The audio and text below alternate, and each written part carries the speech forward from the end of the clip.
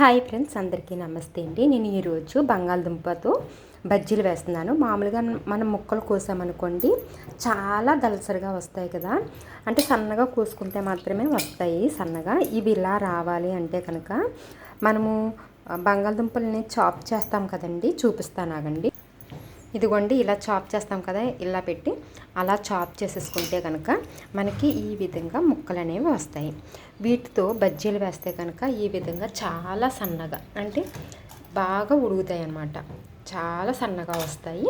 ఈ విధంగా వేసుకుంటే చాలా బాగుంటుందండి. అలాగే పిండి కలుపుకోవడానికి అయితే శనగపిండి, కొంచెం వరిపిండి, ఉప్పు, కారం, పసుపు, కొద్దిగా మరుగుతున్న ఆయిల్ని వేసాను. తర్వాత వంట సోడా కూడా వేసి కలిపి పెట్టుకొని అప్పుడు వేసేసుకుంటే చాలా బాగా వస్తాయండి బంగాళదుంప బజ్జీ అనేది.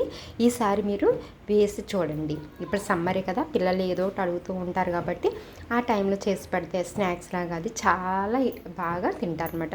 చూడండి ఎంత ఎలా ఉందో, నేను తిని చెప్తున్నాను అనమాట. కరకరలాడుతూ చాలా బాగా వచ్చాయి. ఈసారి మీరు కూడా ట్రై చేయండి. ఎలా వచ్చిందో కామెంట్ చేయండి. Thank you.